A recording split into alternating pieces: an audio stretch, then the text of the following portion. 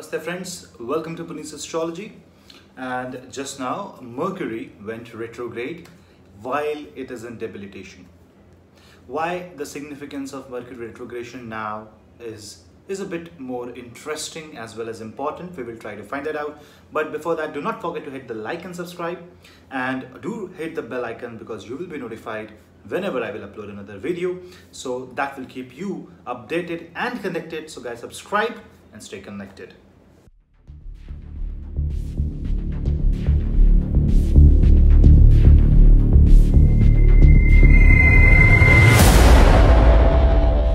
Now Mercury is going retrograde, and in fact it has just gone retrograde. Now first of all, you have to understand three factors. First of all, what is Mercury? Next you have to understand what is Pisces, and then you have to understand what retrogression will do when a debilitated planet happens to be under the effect of retrogression. Mercury means communication. Mercury rules banking, finances, and Mercury also rules the natural third and sixth house. Mercury is actually responsible for all sorts of media and communication. Mercury defines the nervous system, the brain response, the practicality, the data, and the information exchange. All are ruled by Mercury. Pisces is in fact the natural 12th house. Now what is Pisces actually? Pisces is a very meditative and spiritual zodiac. It is the last zodiac. You know, the entire life cycle of the zodiac belt ends in Pisces. Imagine Pisces being a deep ocean water. It is completely calm. There is very calm and subtle movement of water. You know, a controlled rhythmic flow of water is there. Pisces cleanses. Pisces is the 12th house. It is the house of sleep. That means you lose your consciousness there. Remember this. Now Mercury is consciousness. Pisces is the zodiac where you will lose the consciousness. So when Mercury goes into Pisces, Mercury loses and gets faint. Hence the debilitation. Mercury cannot perform. Mercury is data, information. Pisces is all about imagination. If Mercury is going deep, deep, deep, Pisces is going above, above, above. You can say in the definition of science, if I have to combine Mercury and Pisces, I will say Mercury is the quark, whereas Pisces can be termed as quasar. Mercury defines the smallest unit, Pisces defines the largest unit. But there is one good thing happening here. Now you know, when the intellect meets peace, intellect loses its actual ground strength, it becomes imaginary. It becomes a dreamland for Mercury. Now yes, Mercury is not confident. Mercury cannot perform his usual daily task of calculation, performing the analysis, exchanging the information, processing the data.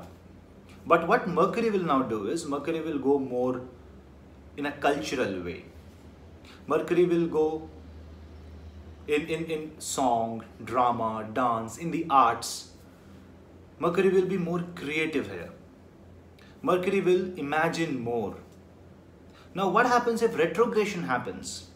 Retrogression of Mercury in Pisces, to a certain extent, either it will increase or inflammate these imaginations to a greater extent, or it will create an immense amount of distortion. Yes, it will depend upon the Mercury strength and position, especially the position of Jupiter here. Now, why this transit of today is very important is, I have to bring your attention into two factors here. One, if you see Jupiter is in Jyeshta Nakshatra. Next, that you see Rahu, who is about to change sign day after tomorrow, is actually going to the sign of Gemini. Gemini is the natural third house, the house of communication, ruled by Mercury. So basically, Jupiter and Rahu both are getting impacted because of this. What happens to Saturn here? If you see Saturn, Saturn is in the zodiac of Jupiter, Sagittarius, where Ketu will join. Now as soon as Ketu joins Saturn, Saturn will create a disruption in the working principle of Saturn, because Ketu is a digital noise, and that means Saturn in the digital world, as we say, it is getting clocked. because if you consider Ketu as a clock frequency, Saturn has to resonate with Ketu, and it will take some time for them to adjust. I will bring out another video of Saturn and Ketu conjunction, which will happen for a year. Stay tuned, and do not. That's why hit the bell icon so that you will be notified when I will upload that Saturn Ketu video. Stay tuned. Coming back to the Mercury video. Now, if you see, Mercury is debilitated. It went retrograde. Now, this retrogression of Mercury shows that your mind will move into the past. It will imagine itself in the past. You may also feel that you are reliving the certain things which you did in the past. It also shows compulsive decisions, compulsive movements in life, and it also shows that out of instinct you have taken some steps. So instinct will boost now because it is retrograde. Analyze what you're doing before you take that step. Retrogression is also known as Vakri. See, remember, retrograde and Vakri, functionally, the functional principle, the working principle is same, but the Sanskrit term Vakri means crooked. It is never the reverse. Retrogression means going back. Vakri means crooked. So that means there will be some damage done to this Mercury. So be very careful when you are dealing with houses which are ruled by Mercury. And also you should be very, very careful with your communication, because Rahu is going into the sign of Gemini. It's not like it will create an immense amount of impact, but you know, one day can make a difference. So even one statement that you say can create some issues. So be very careful. Moreover, this retrograde Mercury is not going to create a lot of issues. It's only that you will be introspecting and imagining things more than you are ever doing it, and it may make you a little bit agitated, anxious, slightly disturbed, or somewhat motivated for, and it is going to be very, very crucial transit for especially the people who are involved in science. Yes, science, because science is not always data. For example, you talk about physics. Physics is more of an imagination, and then you bring that imagination into reality. So that's like going from Pisces Mercury to a Virgo Mercury.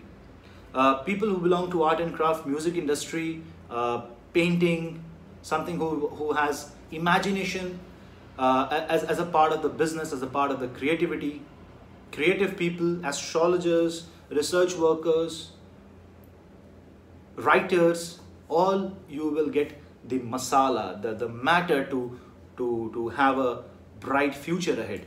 You will get something which you will be cashing upon that thing, but beware, decision making is not, this is not the right time to have a decision making done.